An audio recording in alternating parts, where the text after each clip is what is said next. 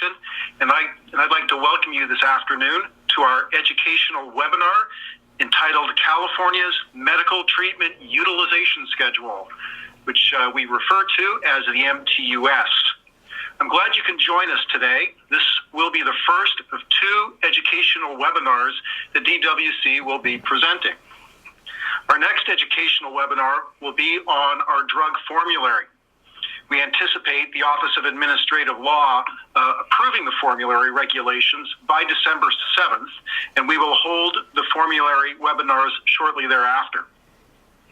We hope you will find these webinars helpful as you prepare for the updates to the MTUS guidelines, which will become effective on December the 1st, and the new drug formulary regulations, which will become effective at the beginning of next year. For those unable to attend, the webinar slides will be posted online for on-demand viewing. So, without further ado, let's get started. And I'd like to introduce now our DWC Executive Medical Director, Dr. Ray Meister. Thanks very much, George, and welcome everyone. At the DWC, we establish policy and guidelines for the evaluation and treatment of injured workers. California law gives your patient the right to receive medical treatment that is reasonably necessary to cure or relieve from the effects of his or her work-related condition. Treating providers in California's workers' compensation system are required to provide evidence-based treatment. This means treatments that have been scientifically proven to be effective. The MTUS provides the framework for the evaluation and treatment of California's workers. The MTUS includes a set of guidelines covering which treatments are effective for most work-related injuries or conditions. Our goal is that all physicians who treat California's injured workers understand and follow the MTUS. Understanding and following the MTUS is not only required by law, but it will facilitate the approval of your treatment plans and improve the outcomes of your patients. Today's webinar, California Medical Treatment Utilization Schedule, or MTUS, contains two parts. The first part of the webinar will be a thorough discussion of the MTUS. John Cortez, Industrial Relations Counsel for the DWC, and I will discuss why the MTUS is important and what it is, describe how to apply the MTUS medical evidence search sequence to find treatment recommendations, explain the clinical documentation requirements to get your treatment requests approved, and illustrate how utilization review and independent medical review physicians apply the MTUS methodology for evaluating medical evidence. In the second part of this webinar, I will introduce Lucy Shannon from the Reed Group. Lucy will provide a demonstration of some of their available tools that we believe will make this entire process much easier and efficient for treating providers, reviewing physicians, and others in the workers' comp system. So let me begin by introducing John Cortez.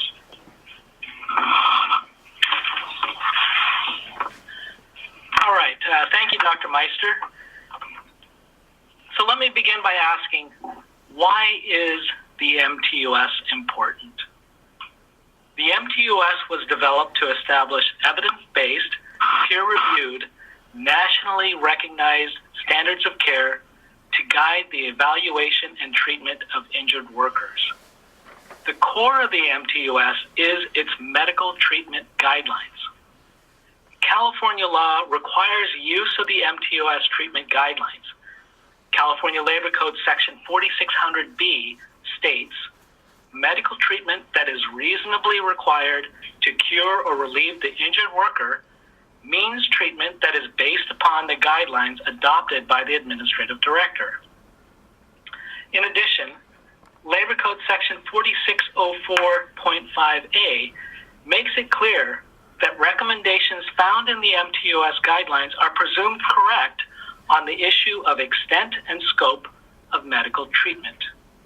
The term presumed correct means that recommendations found in the MTUS guidelines will automatically be applied to guide your patient's care unless you disagree with the recommendations and wish to challenge it. Dr. Meister will discuss the details of how to challenge the MTUS presumption of correctness later on in this presentation.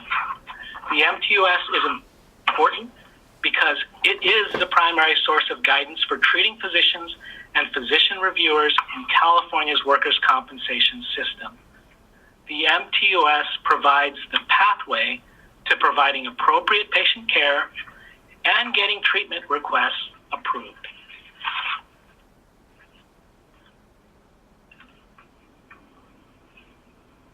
What is the MTUS? When most people think of the MTUS, they think of medical treatment guidelines, but it is more than that. The MTUS is a set of regulations that provide the clinician with an analytical framework for the evaluation and treatment of injured workers in the California workers' compensation system. It is found within the California Code of Regulations, Title 8, Sections 9792.20 through 9792.26. And obviously, once the formulary regulations are in effect, those sections will grow. Again, the medical treatment guidelines are considered the core of the MTUS. However, in addition to the medical treatment guidelines, the MTUS regulations provide definitions to terms, establishes the primary role of the medical guidelines in the MTUS for the evaluation and treatment of injured workers, provides a medical evidence search sequence when looking for treatment recommendations, and provides the methodology to use when evaluating conflicting recommendations. The MTUS is based on the principles of evidence-based medicine, or EBM for short.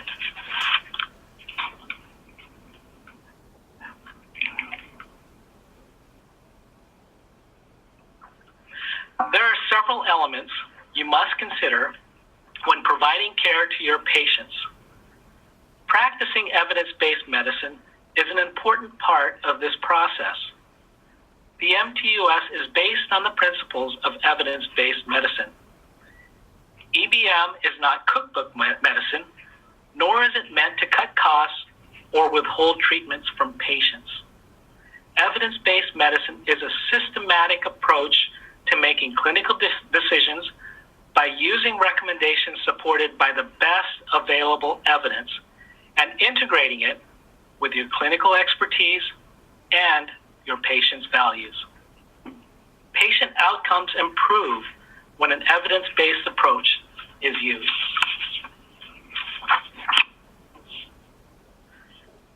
As I'm sure most of you are aware, the DWC recently made evidence-based updates to the MTUS. By Administrative Director Order, pursuant to Labor Code Section 5307.27a, we incorporated by reference the most recent American College of Occupational and Environmental Medicine's Medical Treatment Guidelines, or ACOEM, into the MTUS.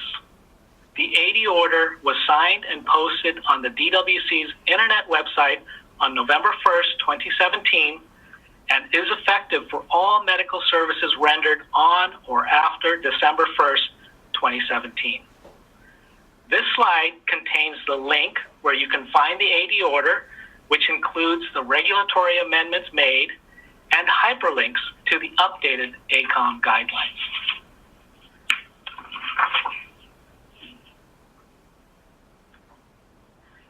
Before the completion of these recent updates, the MTUS still contained many guidelines from ACOEM's second edition, published way back in 2004. We have now adopted the most recent ACOEM guidelines into the MTUS. Many of the updated guidelines are directly replacing older guidelines, but with slightly different titles.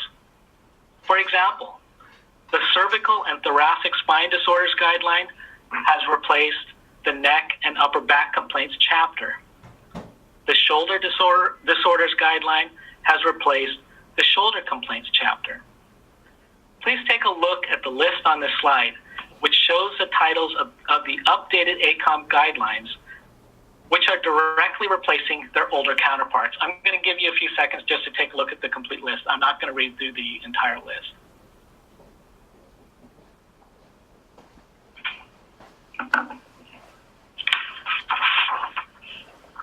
All right. So in addition to the updated guidelines that have directly replaced the older guidelines, we have added new ACOEM guidelines into the MTUS. We have added the hip and groin guideline, the occupational work-related asthma guideline, and the occupational interstitial lung disease guideline. Finally, we deleted the acupuncture medical treatment guidelines and the post-surgical treatment guidelines because these treatments are now addressed in the corresponding updated clinical topic guidelines and or the chronic pain guidelines and or the opioids guidelines. In other words, it's addressed, these treatments are addressed in all the other updated ACOEM guidelines. One important note, ACOEM's updates to the stress-related conditions guideline is not yet ready for publication. However, psychological treatment and evaluations related to chronic pain is addressed in the chronic pain guideline. The DWC's temporary regulatory solution until ACOEM completes its updates to the stress-related conditions guideline is as follows. For psychological treatment and evaluation related to chronic pain, the chronic pain guideline shall be used. However, if the injured worker's psychological condition, treatment, or evaluation is unrelated to chronic pain, then medical care and evaluation shall be in accordance with other medical treatment guidelines or peer-reviewed studies found by applying the medical evidence search sequence set forth in the MTUS regulations in section 9792.21.1.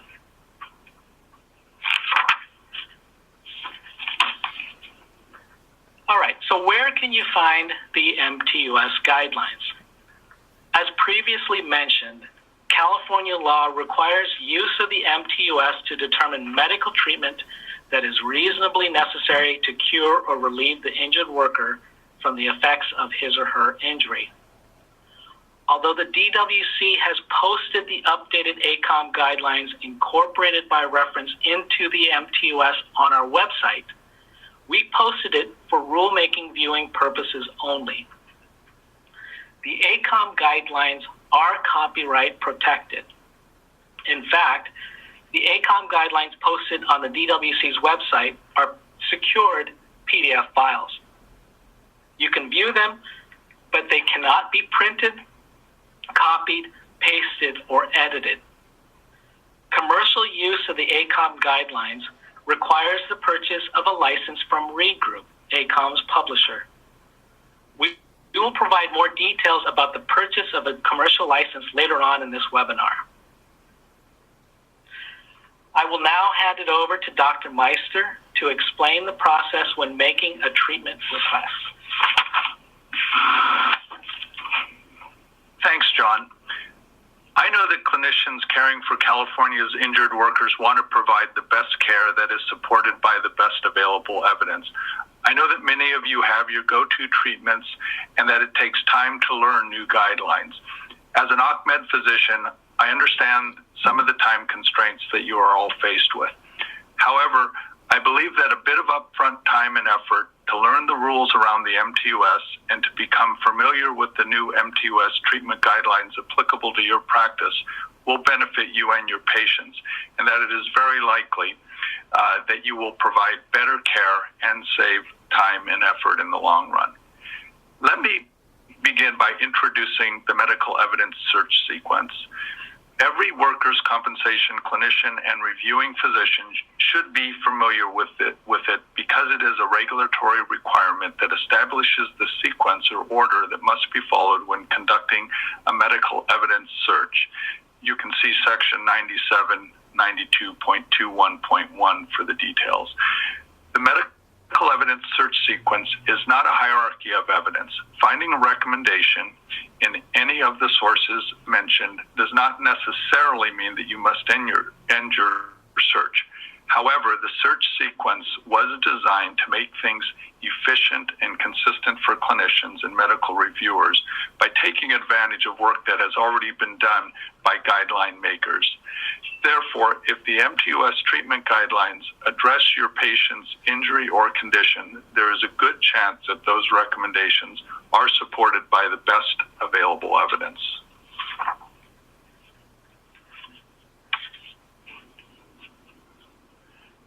As the medical evidence search sequence mandates, always begin by searching in the MTUS guidelines. Now that the DWC has adopted the most recent ACOEM guidelines, your patient's injury or condition will most likely be addressed in the MTUS guidelines. Take a look at the yellow flowchart on the right-hand side of the slide. Ask yourself, is my patient's condition or injury addressed by an MTUS guideline? If the answer is yes, then ask yourself, does the recommendation found in the MTUS guideline support my treatment request or treatment plan?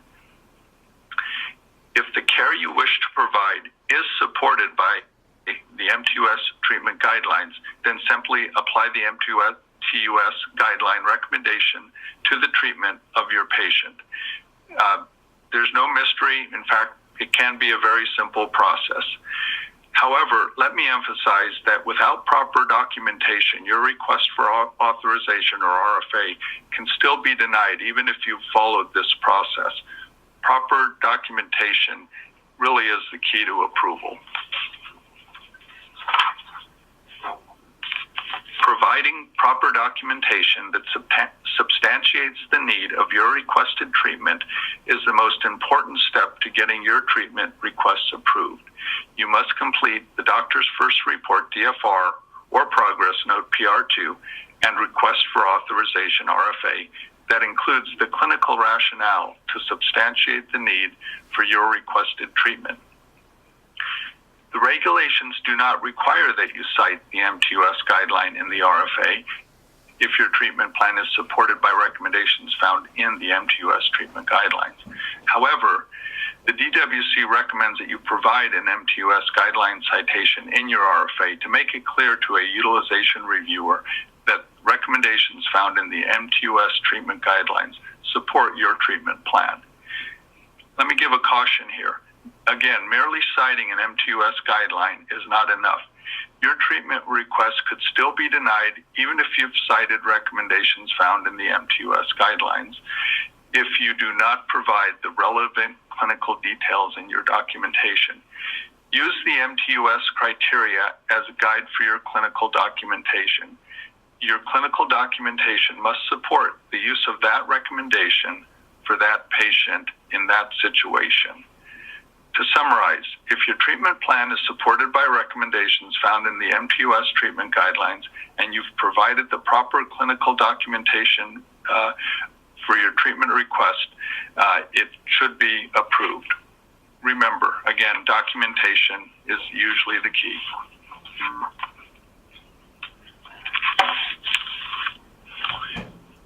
We now turn to the use of recommendations found outside of the MTUS guidelines for patient treatment. Here is a slide that shows the medical evidence search sequence again, but this time the treating provider is searching for treatment recommendations outside of the MTUS guidelines. There are only two limited situations that may warrant treatment based on recommendations found outside of the MTUS guidelines. Take a look at the red box on the right-hand side of the slide. The first situation is when your patient's medical condition is not addressed in the MTUS treatment guidelines. The second situation is when your patient's medical condition is addressed in the MTUS guidelines, but the recommendations do not support your desired treatment plan. Recommendations found in the MTUS guidelines are presumed correct. So if you disagree with these recommendations, you may challenge them by finding recommendations outside of the MTUS that are supported with a higher level of evidence.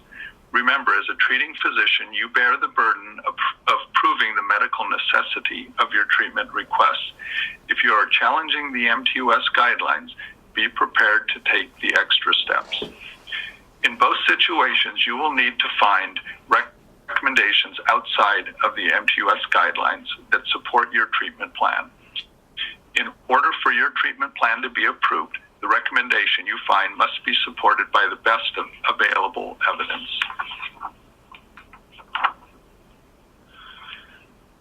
This slide shows the process to follow when making a treatment request supported by evidence found outside of the MTUS treatment guidelines. On the left-hand side of the slide in blue is a condensed version of the medical evidence search sequence. Here, the treating provider is searching for treatment recommendations outside of the MTUS guidelines because one of the two limited situations for searching outside of the MTUS treatment guidelines exists, as illustrated by the red box. Once you have found a recommendation outside of the MTUS guidelines, follow the process illustrated by the yellow flowchart on the right-hand side of the slide. In order for your treatment plan to be approved, the recommendation you find must be supported by the best available evidence. However, how do you know if the recommendation you found is supported by the best available evidence? I will discuss this process in a little while.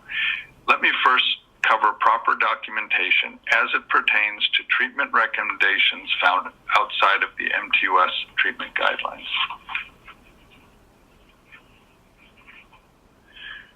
To successfully challenge recommendations in the MTUS guidelines, treating physicians must cite recommendations supported with a higher level of evidence than that contained in the guidelines found in the MTUS. If you believe recommendations you've found outside of the MTUS guidelines meet this criteria, then you must provide, number one, a clear, concise statement in the RFA that the MTUS's presumption of correctness is being challenged. Number two, a citation to the guideline or study containing the recommendation you believe guides the proper medical treatment. Number three, a copy of that study or the relevant section of the guideline containing the recommendation you believe should guide treatment. And number four, lastly, if more than one citation is noted, provide a copy of each with an explanation of how it provides additional information not addressed in the primary citation. If your patient's injury or condition is not covered by an MTUS guideline, the documentary requirements are similar but a little less. For instance, you don't have to provide the clear, concise statement that the MTUS's presumption of correctness is being challenged. Also, a citation to the guideline or study containing the recommendation you believe guides proper care is not required, but we do strongly recommend that you supply this.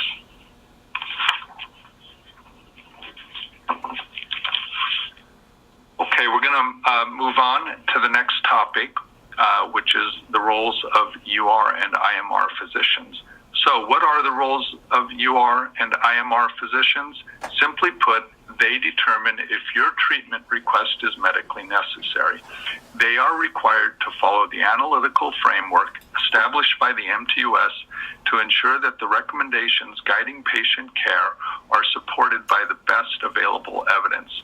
Since recommendations found in the MTUS guidelines are presumed correct, UR and IMR physicians will first evaluate your treatment requests by determining if they are addressed by a guideline in the MTUS.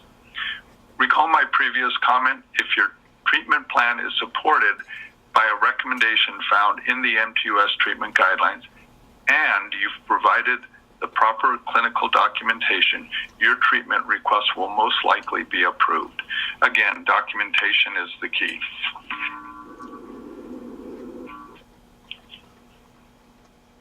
However, things get a little more complicated when there are conflicting recommendations that could potentially guide your patient's care.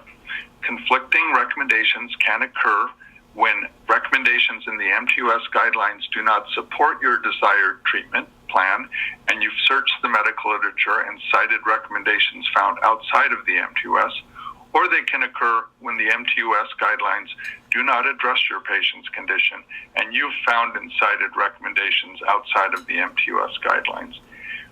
In this case, since the MTUS guidelines are silent, both the UR and IMR physicians are obligated to search the medical literature to find recommendations outside of the MTUS. The recommendations they find may conflict with the recommendations you have found.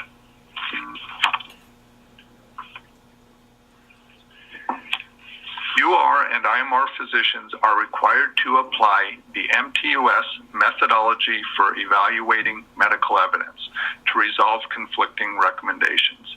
They are required to evaluate the quality and strength of the underlying studies used to support each recommendation and, if necessary, apply the MTUS hierarchy of evidence to determine which of the conflicting recommendations is supported by the best available evidence. That recommendation will then be used to determine the medical necessity of your requested treatment. Even though treating providers are not required to formally apply the MTUS methodology for evaluating medical evidence, it is important to understand this process. If you recall, I asked the question earlier, how do you know if the recommendation you found outside of the MTUS is supported by the best available evidence? The answer is by applying this methodology. I will not delve into the details of how to apply the MTUS methodology for evaluating medical evidence during this webinar. However, the details can be found in the California Code of Regulations, section 9792.25.1.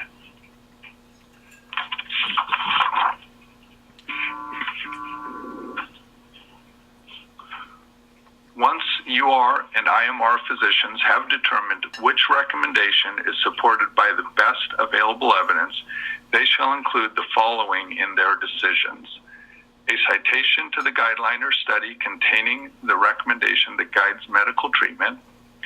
The level of evidence of each published study shall be documented and included in the UR or IMR decision. If more than one citation is noted, they will provide an explanation of how it provides additional information not addressed in the primary citation. And finally, when relying on lower levels of evidence, a statement must be included that states higher levels of evidence are absent. So let me read through this summary slide and hit some of the highlights from our talk so far. Again, the MTUS is a set of regulations that provide an analytical framework for the evaluation and treatment of injured workers in California's workers' compensation system. The recommendations found in the MTUS guidelines are presumed correct and provide a pathway for the most effective treatment for work-related conditions. Follow the medical evidence search sequence, which requires you to always begin by reviewing the MTUS guidelines to determine if it contains a recommendation that addresses your patient's condition and supports your desired treatment plan. Proper documentation is the key to getting treatment plans approved. Remember, citing a recommendation from the MTUS is not enough by itself. Be sure your clinical documentation supports the use of that recommendation for that patient in that situation. Failure to properly document the MTUS requirements may result in a denial. Utilization review and independent medical review physicians determine if your treatment requests are medically necessary. And when there are conflicting recommendations, the MTUS methodology for evaluating medical evidence is applied to determine which recommendation is supported by the best available evidence. And finally, UR and IMR physicians must provide specific documentation to justify their decisions. At the beginning of the webinar, George Parasotto briefly mentioned our upcoming formulary. I just wanted to hit a few of the high points and mostly note that we will, once it has hopefully been approved by the Office of Administrative Law, we will have a second series of webinars dedicated primarily to the formulary. But for those who may not know, let me just mention that our formula, as proposed, is evidence-based. The MTUS drug list that's part of our formulary has as its basis the ACOEM formulary, which has as its basis the ACOEM treatment guidelines. We've also added several rules and regulations around the use of medications. We have designated some medications as exempt from prospective utilization review as long as they are used consistent with the MTUS guidelines. We have some medications that are categorized as special fill. We have other medications that have a special status around the perioperative period. And again, we'll cover all these things in detail in a second series of webinars.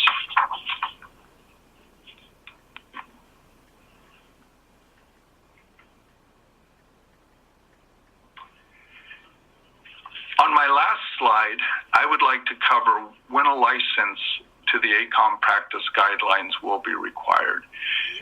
California requires the use of the MTUS guidelines for physicians treating workers' compensation patients. The MTUS is built on the foundation of the Reed Group's ACOEM practice guidelines and formulary. Using the ACOEM guidelines to treat patients or for UR or IMR decisions is considered a commercial use of the guidelines. A commercial license from Reed Group is required when providers use the ACOEM guidelines for any of these commercial purposes. California providers may obtain an annual commercial license to the ACOEM guidelines and formulary at a discounted rate of $100 per year, and there is a link on the slide where one can go to obtain further information. The Reed Group has also made Carlos Luna available to answer any questions that anyone might have, and his email contact and phone number are listed. As this concludes my portion of the talk, and in just a minute I'll turn things over to Lucy Shannon from the Reed Group, who will give you a summary of the ACOEM guidelines, the MD guidelines website, and some of the exciting tools they have to offer. And I think you'll find Lucy's presentation very informative, and you may find that some of the tools will simplify your use of the guidelines within the California workers' compensation system. And so now I'll turn things over to Lucy Shannon. Thank you, Dr. Meister. Everyone should be able to see now the login screen to MD guidelines. And up in the right-hand corner is where users will log in. So as Ray mentioned, users will be required to have a subscription to the site.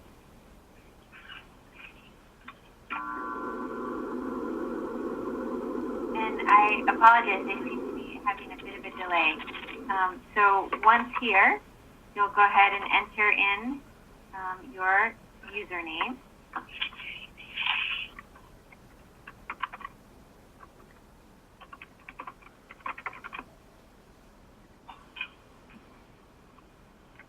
And then this is the landing page. So now we're logged into the MD Guidelines website, and today's focus is going to be on accessing the ACOEM practice guidelines and then the tools that we've created to make accessing that content easier for all of our users.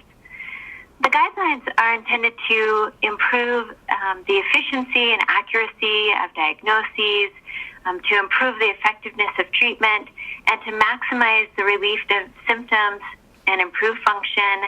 And all of this is to really facilitate the return to work. With that in mind, we have created a number of tools that are available to our users in the global toolbar. So these tools never disappear. They'll always be available to you. And the one that we're going to focus on today is called DART. And DART stands for Diagnosis and Related Treatments. And what this tool does is to present all of the recommendations that are found in the ACOEM practice guidelines. So whether it's a diagnostic intervention that you're looking for, or it's a treatment recommendation, all of that information is going to be found in DART. DART is based on the ACOEM practice guidelines. So before we get into that tool, I'm going to show you where to find the full-length ACOEM practice guidelines. On the right-hand side of our screen is a button called Resources. And when I click on that, the second choice that I have here is for the ACOEM practice guidelines. When I enter this part of the website, I am presented with a number of different elements. The first one is our methodology. We have a very rigorous methodology behind the guidelines that adheres to a number of different standards. And this process is, as I said, very comprehensive. We work with a group of researchers out of the Rocky Mountain Occupational and Environmental Health Center that is part of the University of Utah School of Medicine. So this group of researchers includes physicians, PhDs, master's students, and they are the ones that are doing the extensive literature searches that we have. And during this process, we are tracking every single search in that we're using. We're tracking every search term that we're using. And all of this is collated and presented into the guidelines if the guidelines ever needed to be replicated. Once all of that evidence is put together, then we have multidisciplinary panels that are using that evidence in order to create the recommendations. And once that process is completed, they go up for a fairly extensive external review process, whereby the external reviewers are able to provide input. They may be providing additional studies that they'd like us to look at, but all of that information is returned, and if it requires that additional evidence is searched and gathered and scored, then the research team is doing that and providing that back to those multidisciplinary panels. We respond to every piece of input that is provided. If that input requires a substantive change to the guidelines, so it's changing a recommendation, then that would be made and it would go back out for that external review process. So when we go through a comprehensive review, those reviews can take up to 12 months.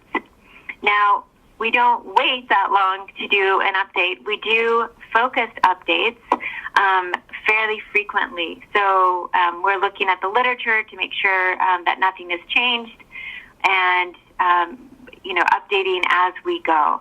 So all of this information that I've just described on our process, our scoring, definitions, who we use for external review, how to provide input, all of that is located here in our methodology document.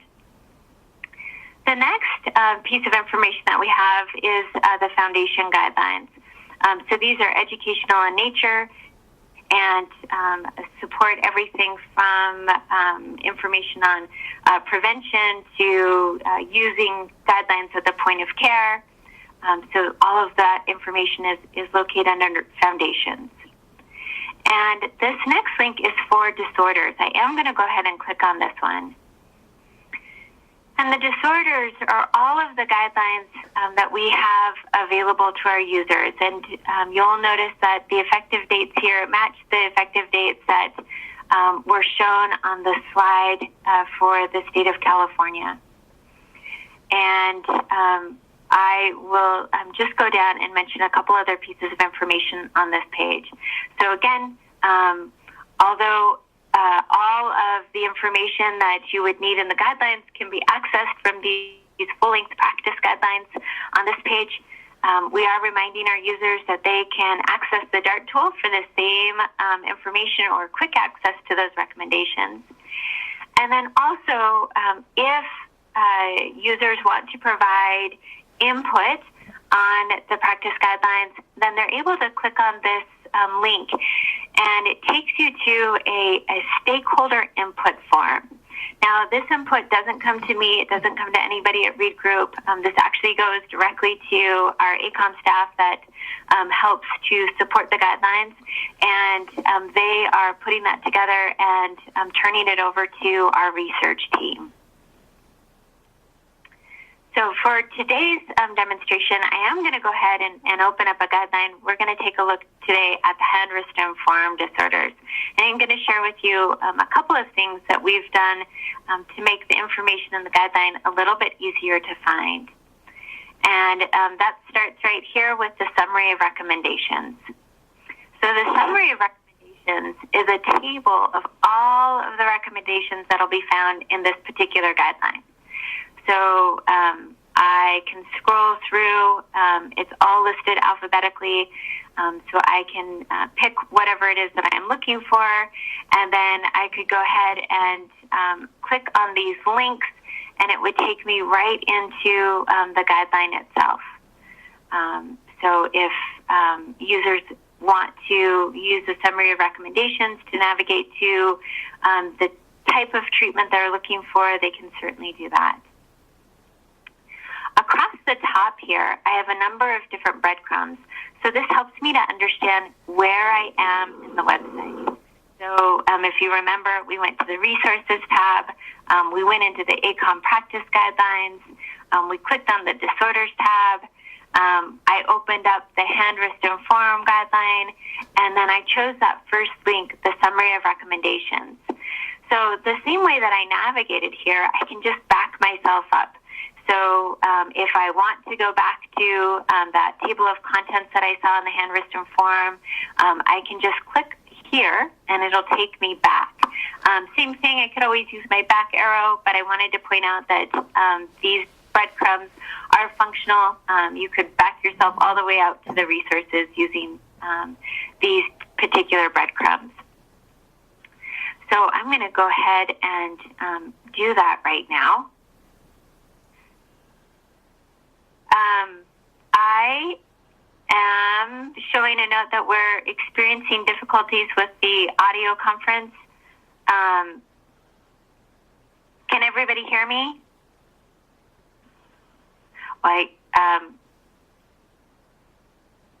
Let's see. I'm going to keep going and assume that people can hear me. Thank you. So the next piece of information that we have available here are the workflows. So the workflows are the algorithms that the ACOEM guidelines are known for. And when I click here, then all of the algorithms, again, for the hand, wrist, and forearm disorders guideline are available to me. So everything from an initial evaluation, I could look for information on surgical considerations. If I am treating somebody with carpal tunnel syndrome, then this particular algorithm is going to be specific to that. And if I were to go ahead, I'm going to do that. I'm going to go ahead and click on this. It opens up a PDF document. So it allows me to stay within this window and opens up that PDF document. And when I click on that, then I can go ahead and see the algorithm that was written. And the algorithms are intended to step you through, in this case, the evaluation and management of an individual with carpal tunnel syndrome. So it's intended to help you quickly navigate and use your resources as efficiently and effectively as possible. I'm going to go ahead and close that. And again, I'm going to use this breadcrumb to go back to the hand, wrist, and forearm guideline and point out some additional areas of interest. So in this list, we have some breakouts here. One is for the diagnostic recommendations, and one is for treatment recommendations. When I click on either one of these, and for today I'm going to click on the second one for treatment recommendations, all of the different conditions that are covered in this guideline are going to be listed here. So if I'm interested in treatment recommendations for carpal tunnel syndrome, all I have to do is click on the carpal tunnel syndrome link, and now I have a number of different areas for treatment information.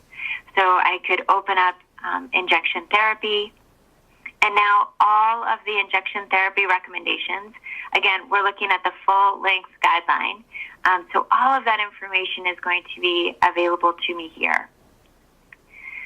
So what I'm going to do now is show you how to find this exact same information using to find it much faster than we've just done. So I'm going to go ahead and go up here to DART.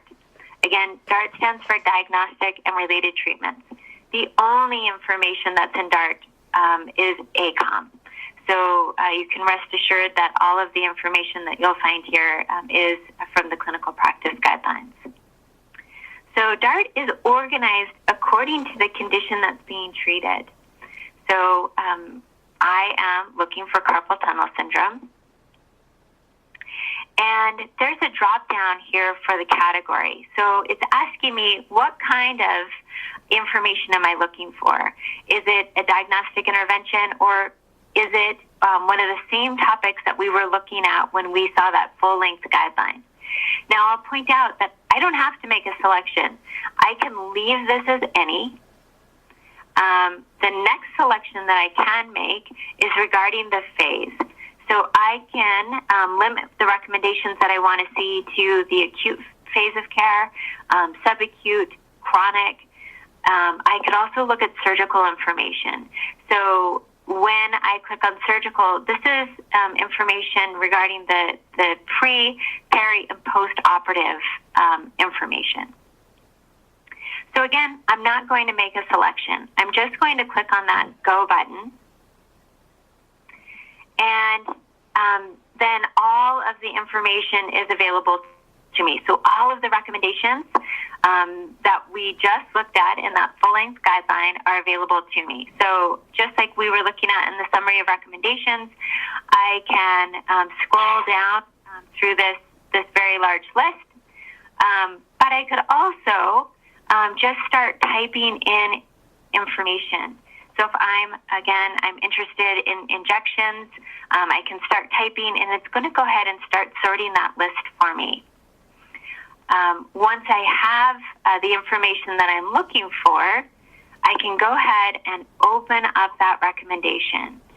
And what we see when the recommendation is expanded is that in this case, carpal tunnel injections are appropriate for the subacute and chronic phases of this condition. I'm provided with a recommendation summary. I have the level of confidence for this recommendation, indications, frequency, dose, and duration information, as well as indications for discontinuation, the rationale for this particular recommendation, and then finally the evidence summary. And when I click on any of these links that say more, again, another window opens up, and it provides me with the full breadth of content for this particular recommendation. So we had an abbreviated version that we had been looking at, and now this is all the information for this recommendation. I'm going to pause here on the evidence summary. So what I can see here is that there are 8 high-quality and 19 moderate-quality randomized controlled trials that were used